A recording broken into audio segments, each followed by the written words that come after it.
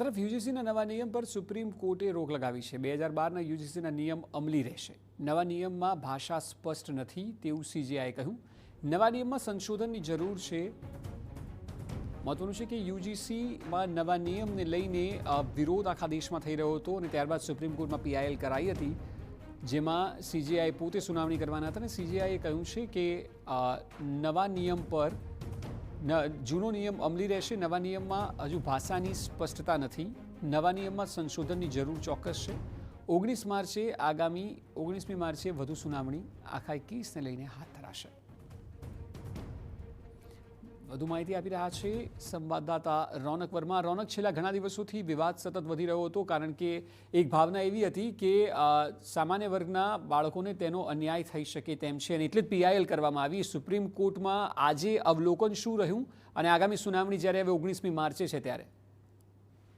સ્વાભાવિક રીતે યુજીસીમાં કેટલાક જે નિયમો છે તેમાં ફેરફાર કરવામાં આવ્યો હતો, નવા લાવવામાં આવ્યા હતા। તેને લઈને વિવિધ શિક્ષણ સંસ્થાનોમાં જે જાતિગત ભાવનાઓ ઊભી થાય તે પ્રકારની એક ભીતિ છે તે વ્યક્ત કરવામાં આવી હતી અને તેને જ લઈને દેશભરમાં તેનો વિરોધ છે તે પાછલા કેટલાય દિવસોથી જોવામાં આવ્યો હતો। અને આ જ મામલાને લઈને જ્યારે સુપ્રીમ કોર્ટમાં એક અરજી છે તે દાખલ કરવામાં આવી, ત્યારે સુપ્રીમ કોર્ટમાં આ મામલે સુનાવણી થઈ અને સુપ્રીમ કોર્ટ દ્વારા સમગ્ર મામલે એક જે રોક છે તે લગાવી દેવામાં આવી છે।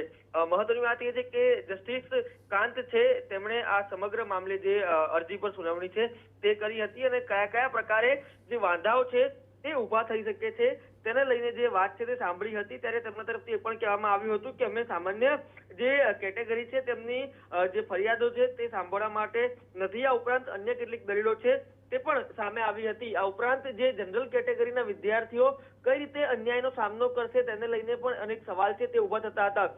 એક તરફ જ્યારે માઇનોરિટીના વિદ્યાર્થીઓ છે તે ગમે તેવા આક્ષેપ કરે અને તે આક્ષેપની સામે જે જનરલ કેટેગરીના વિદ્યાર્થીઓ છે તે ક્યાંક ને ક્યાંક વિક્ટિમ બને તે પ્રકારની રજૂઆત છે તે કરવામાં આવી હતી। આ ફરિયાદ જ્યારે ખોટી સાબિત થાય ત્યારે પણ જે ફરિયાદી સામે કોઈ પણ પ્રકારની કાર્યવાહી ન થઈ શકે તે પ્રકારના અનેક જ્યારે પ્રાવધાન હતા, ત્યારે સુપ્રીમ કોર્ટ દ્વારા પણ આ સમગ્ર મામલે જે સવાલો છે તે કરવામાં આવ્યા છે। આપણે અટકાવવા માંગીશ, આપણી સાથે વરિષ્ઠ પત્રકાર અજયભાઈ ઉમર જોડાયા છે। અજયભાઈ, જે પ્રકારે પાછલા થોડા સમયથી વિવાદ થયો, હવે સુપ્રીમ કોર્ટે એ વાત કહી છે કે હાલ 2012નો જે નિયમ છે તે અમલી રહેશે, કારણ કે અહીં નવા નિયમમાં ભાષા સ્પષ્ટ નથી અને સંશોધનની જરૂર ચોક્કસ છે તેવું સુપ્રીમ કોર્ટનું કહેવું છે।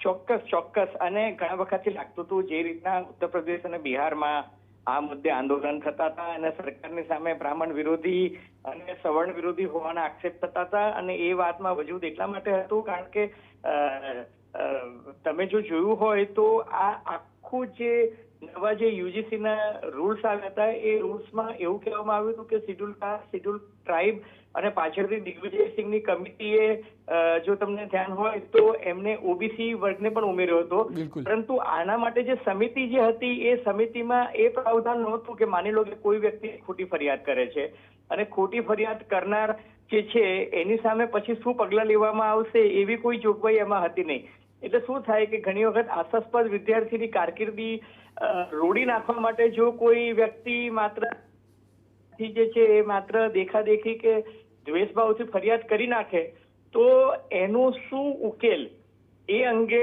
બધાને બહુ જ અવઢવ હતી અને વિદ્યાર્થી કાળમાં જો આવું થાય તો આખા જીવનની કારકિર્દી પર પૂર્ણવિરામ મુકાઈ જાય એ ભયથી ઉત્તર પ્રદેશ અને બિહારના ઘણા બધા વિદ્યાર્થીઓ મેદાનમાં આવી ગયા હતા અને સદનસીબે સારું થયું કે સુપ્રીમ કોર્ટે ગઈકાલે જે રીતના આ મેટરને અર્જન્ટ હિયરિંગ માટે લીધી હતી એ જોતા લાગતું હતું કે આમાં રોક આવશે જ અને આ સારું ડિસિઝન છે। મને એવું લાગે છે કે પુખ્ત વિચારણાના અંતે યોગ્ય ગાઈડલાઈન નક્કી થશે।